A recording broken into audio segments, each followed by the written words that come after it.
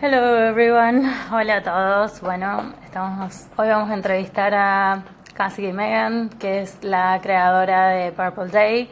Esta entrevista la vamos a hacer en inglés porque, bueno, Cassidy Megan habla inglés. Así que, bueno, hola Mati. Y bueno, acá está Cassidy. Así que em, empezamos a hacer la entrevista. Eh, y bueno, espero que esté buena. Hi Cassidy, how are you? Hi, I'm doing good. How are you?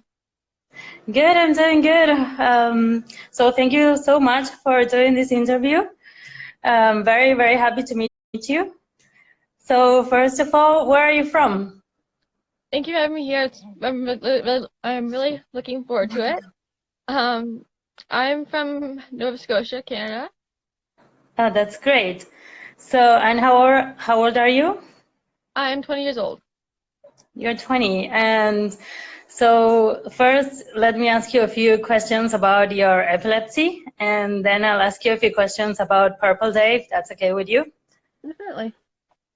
Okay, so how did you first find out about epilepsy? Um, well, my aunt has it, and sorry. So we knew a bit about epilepsy from that, but I was diagnosed with my epilepsy in grade one. They thought I Okay. had it my whole life though. Um, Yeah, so it was around, I was like 7 or 8 when 7.5 going on to 8 when I had found out. Okay, that's good. And do you remember anything about that time, like how your mom told you or anything about that or not? I mainly remember stories. Um, we had suspicions about my epilepsy because I would randomly fall down if I tripped. I would start randomly crying, or I'd be daydreaming a lot, or daydreaming. And Okay. so those are like my symptoms that would show. Oh, And so that's sort of why we first got us going to get checked out. The doctor told us we had epilepsy, but we didn't really believe him because oh, at the time we only seen and heard of the convulsions and tonic-clonic seizures. right. Mhm. So he gave us some things to watch out for, and we're like, oh wow, he was right. So then we tried the rest to get to know more about epilepsy and more about how we can help me with my seizures and dealing with it. That's good. And over time, has the daydreaming evolved into another type of epilepsy, or do you still have the daydreaming? Um, I have complex partial epilepsy, which is the daydreaming and the crying and emotionals. But Okay. I also have the odd time in my sleep I'll have a tonic-clonic or grand mal seizure. Okay. Um, hasn't happened in a bit, I don't think. I get into my sleep, so I don't really know quite. Right. Mm, yeah. Okay, that's cool. I love how you're wearing purple everywhere. I'm wearing a purple shirt. I love your purple lips. Yeah. Yeah, that's so cool. And so, do you remember how you reacted with that? Like, did you, when your mom told you you had epilepsy, did you have any issues or anything? Yeah, for a year and a half, I hid it from my friends and the many family members as I could. I Uh-huh. would yell and freak out if I heard my mom talking to my nanny about it. I just really Okay. wanted to keep it down low. It was like, because like there's a fear of like talking about it and people finding out that like, oh, you have epilepsy. Some people can lose their jobs, get kicked out of schools. My main thing was Right. being made fun of, and I think and like that my friends which wouldn't want to be friends with me anymore. And Right.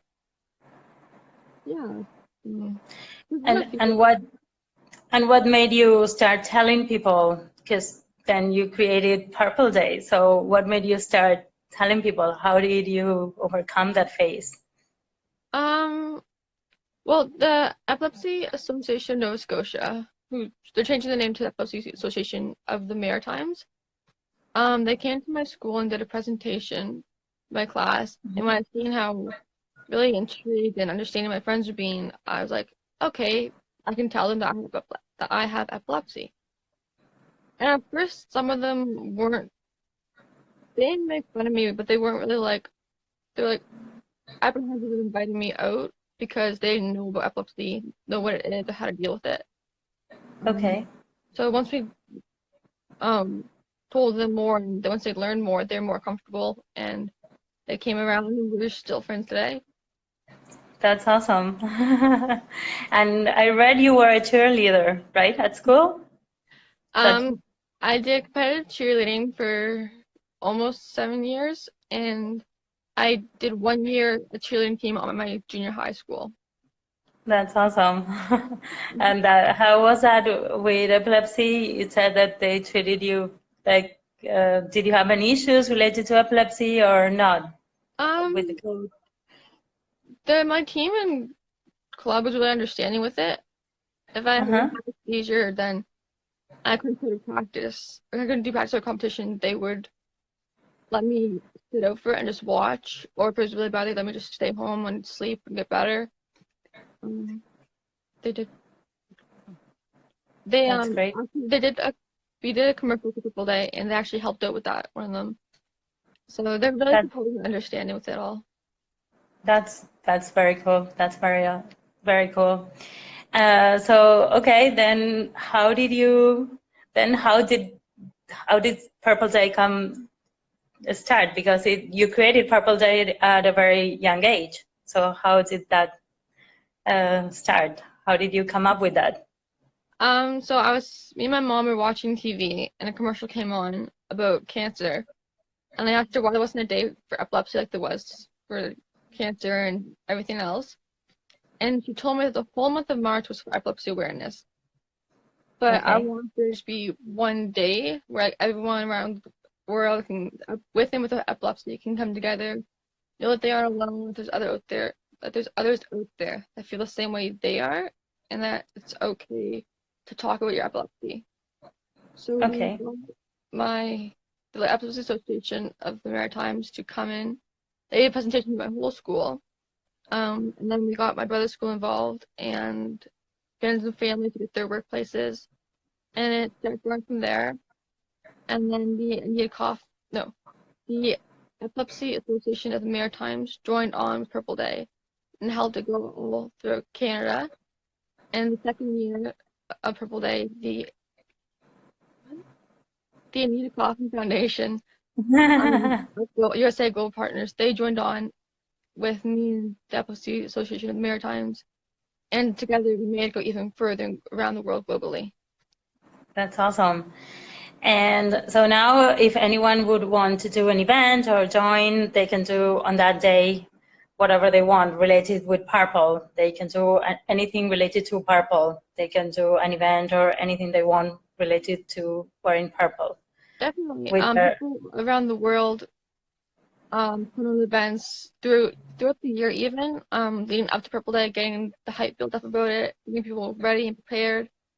The event goes on actual Purple Day as well, and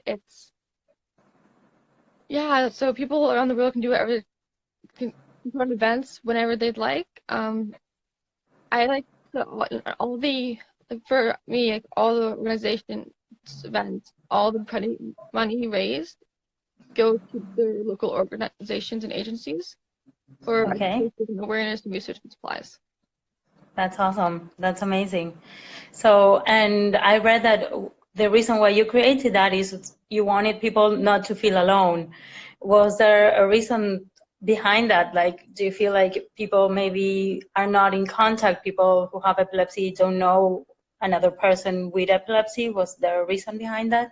Yeah, well, so when I was diagnosed, it's one of the reasons why I started epilepsy, why I started Purple Day, sorry, is because I didn't want people to feel how I did. And I didn't want I wanted them to know that they could talk about it, that it was okay, and nothing because you have epilepsy it doesn't mean something wrong with you. Right. Like anyone can have epilepsy. It's just a part of them, and just like any other health condition. So I want them to know that they're not alone. that there's others out there who they can talk to, who they can get information from, and yeah, it's all around just knowing that they aren't alone and that they have supports. That's amazing. And how about now? Are you working with any other organization? What are you doing now related to epilepsy or anything? I've been keeping with it with the things I've done in the past, as well as I'm working with other organizations with certain events around the world in different places to help them to help. I'm trying to think how to word it. I try to work with as many people as I can, and I try my best and to help them. And sorry, just a minute. I'm trying to think. Yeah, it's okay. Yeah, You haven't been feeling good. You haven't. Are you okay? Do you want to do this another time? I'm okay. It's been really busy lately with school and other birthday events, so it's Of course. I'm okay, just going with it.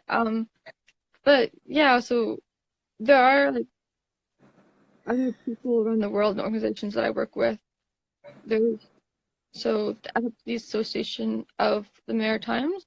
There's the Coffee Foundation. There is CEA. There's Epilepsy Central Florida. There's Queensland. Epilepsy Queensland. There's do you wanna do this another time? Do you wanna? I'm okay. No, it's okay. Yeah. Are you sure? Okay. But yeah. So it's just anyone that really had. Sorry, I just see my comments. Anyone who wants me to work with them and wants to know more, I try to work with and as best I can. Okay, that's awesome. I can post that. Like I can do another post and say that if they want to reach you, they can reach you through Instagram, or how can people reach you? Yeah, so they can reach me through Instagram messaging or DMs, and they can reach me through Facebook. My Facebook name is Cassidy Megan. Okay. I have Twitter account, which is Purple Lay. And okay. There's also a Facebook Purple Day page as well. Okay. I have a Twitter page. Oh, I just said Twitter. I can post all your contacts if you want. I can do another post and then I'll post all your contacts. Because I have to do that. I'll do that. So okay. So now you're going to school. What are you studying? I'm studying film at Nova Scotia Community College. Oh, that's nice. Yeah. And how's that? How's school life? It's everyone's really nice and understanding there, and they're really good with helping me out as much as possible. It's a lot of hands-on work too, so there's not a lot of stuff that you have to like there's not a lot of writing, there's not a lot of just sitting there. There's hands-on, and it's really interactive, and overall it's a great course and great schools. That's good. What school are you going to? It's called NSCC. It's the Nova Scotia Community College. That's very nice. Yeah. That's great. And do you like it, or like, is it good there? Like, how? I don't know. Do you have many friends there? How's school life? It's good. I've made a lot of friends over this year and my last year there, and the friends I made last year, they went back to the school, so I can see them on my lunch breaks. My classmates, they're really amazing too. They're great. I became friends with all of them, and that's great. Yeah. That's good. That's awesome. Okay, so can I ask you, like, if you had any advice for a kid or an adult who had just been diagnosed with epilepsy, what would you tell them? I know it can be scary, But you don't have to be afraid of it. Talk about it as much as you can. Contact your local agencies, or ask your family doctor with whatever questions you have too. Whenever you're comfortable, share your story. You can read about other people who have shared their stories. Maybe that can help you talk about it, feel more comfortable. Just know that you're not alone. That there's thousands of other people who have went through what you're going through, who are going through what you're going through, but it's okay to talk about. And the more you talk about it, the more awareness is brought to it, and the more support you can have. Also, That's keep a awesome. record of your seizures. It's really good that way, so you can see like how the progression is going and everything. Write down your other questions too. For if you have questions, write them down so you can take them to your appointment with you and remember which ones you want to ask.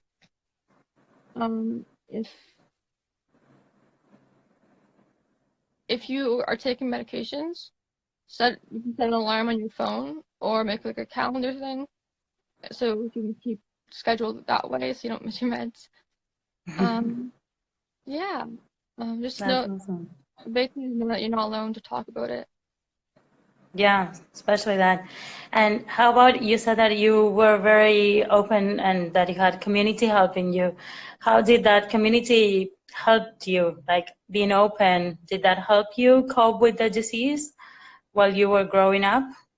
Being open and helping others be aware of the disease, did that help you cope with the disease? It definitely did. My community, they support me a lot. They helped me put on events at the schools and the farmers market and at the rec center. They helped by telling their peers about it and their workplaces, involved.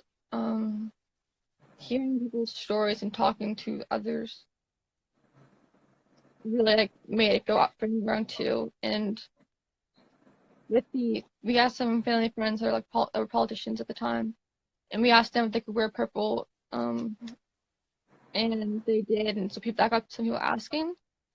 In 2012, there was a Purple Day Act that was passed, making Purple Day a official holiday in Canada, and it's like big things, small things, everything helps.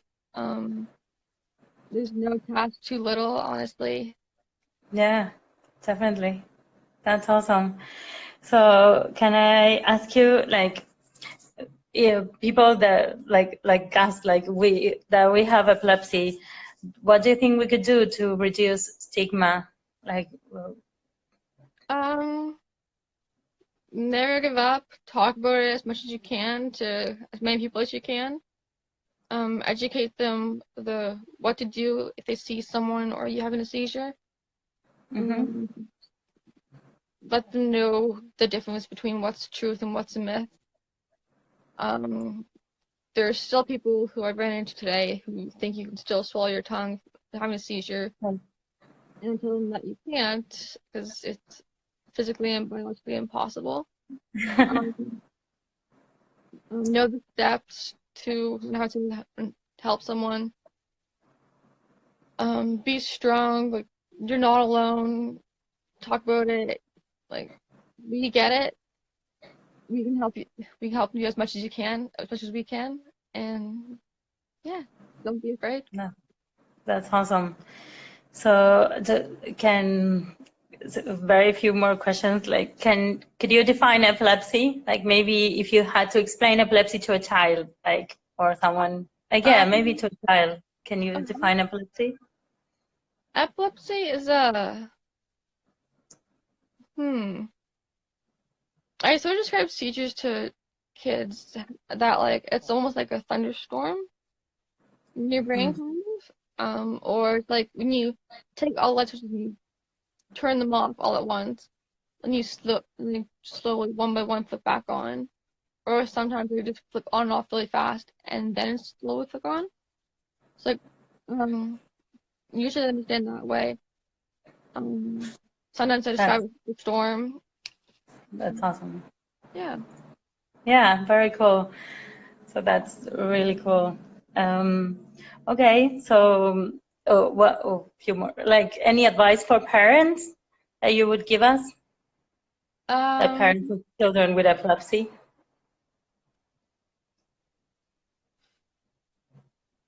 Close to the same as I said before. It's okay to talk about it. Ask questions. Reach out to other parents who are going through it, are going through this, because it's really helpful. I've seen my Okay. mom talk to other moms about with their kids' epilepsy, and it's different because they have that connection than if we're Yeah. like a kid and a parent.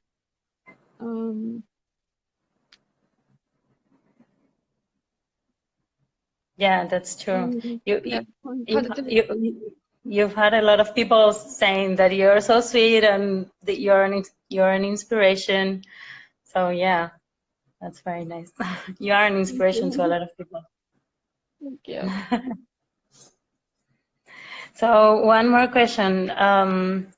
So do you have any images that, I don't know, epilepsy inspires besides like a thunderstorm or anything like that, like electricity or anything? Like another ways to describe epilepsy. Yeah.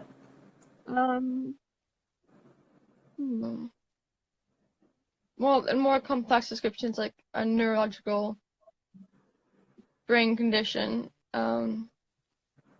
It's not contagious. It's Yeah, that's get too. It's like they can grow into it, grow out of it. They could be born with it. They could get a head injury at it. It really varies. A way to describe epilepsy. It's like, I don't know. It's not I say a lot. Like we have epilepsy, but it's not who we are. yeah, that's very important. Yeah. Think of it like Yeah. we have epilepsy. Like someone would have like a certain color hair, or one look that way, or like we have epilepsy. Like someone would have asthma. It doesn't define us. We can still do everything else anyone else can, and we just have to have adaptations. Yeah. Yeah, so I love that. So you would define yourself as a film student, or how would you define yourself? Um, I am a film student. I professional modeling. I'm a competitive archer. I love being outdoors. One of my favorite outdoor activities is going swimming. I am some of the things I do an adaptation for. If I go Okay. to my ankles, I usually wear a life jacket. Okay. There's always someone with me. But yeah, I try to I like to be outgoing and try new things. I live my life to the fullest I can, and yeah. Yeah, I don't I define love myself as a person with epilepsy. The regular human. that. I have epilepsy, yes, but it doesn't define who I am. Yeah, exactly. I love that. I love that. So, okay. So, how about the future? Do you have any plans for the future? Maybe after you graduate, or how do you see yourself in a few years?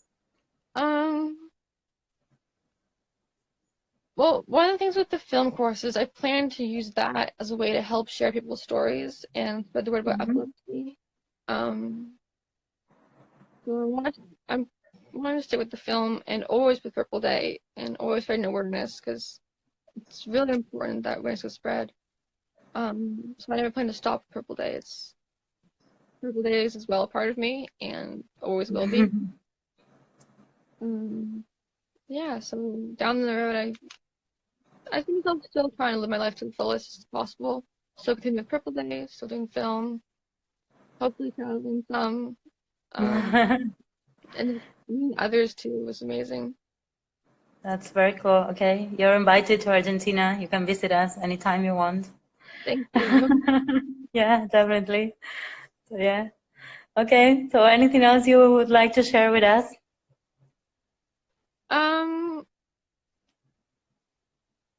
I don't know. I think that's all for the most part. How are you doing with your epilepsy and everything? Well, it's usually ups and downs with me and epilepsy. It's usually controlled with medications. I take Topomac and Sarondine. I'm not sure of the translation of that one. I have tonic-clonic seizures. So I take Topomax, and that usually helps me control it. So the last seizure I had, I think it was 4 months ago, I think. I'm usually fine. I'm kind of like you in the sense that epilepsy doesn't define me. I spread awareness because I believe that it's very important that other people but I learned that older in an older age than you did. So I'm very proud of you. I commend you for spreading awareness at a younger age. So I started doing this in my 30s, not when I was as young as you were. So I started spreading awareness of epilepsy when I was older. But I've always taken epilepsy kind of as not as a center part of myself, but as okay, epilepsy is there and I will do whatever I want. And then, yeah, so it's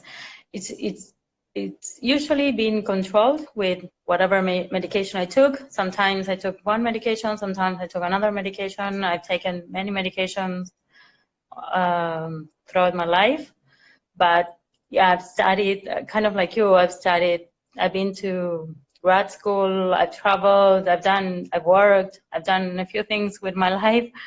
And now in my 30s, I decided to spread awareness with epilepsy and do, yeah, kind of this web page that the one that I reached you through. But I wish I started sooner because, especially in Latin American countries, it's a big issue. So yeah, I think it's important to spread awareness. So yeah. Thank you. I'm really proud of you too for speaking out and telling your story and spreading awareness. Yeah. When were you diagnosed? I was diagnosed when I was 13, but at the time they didn't tell me it was epilepsy.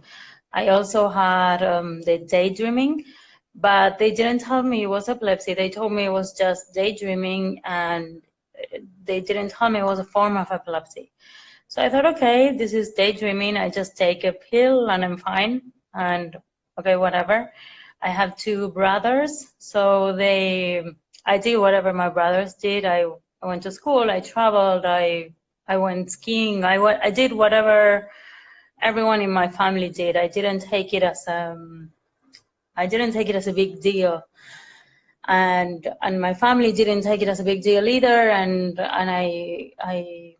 I just told my friends, okay, I have this thing, and sometimes I daydream. I didn't even tell my friends because I didn't thought it was a big deal.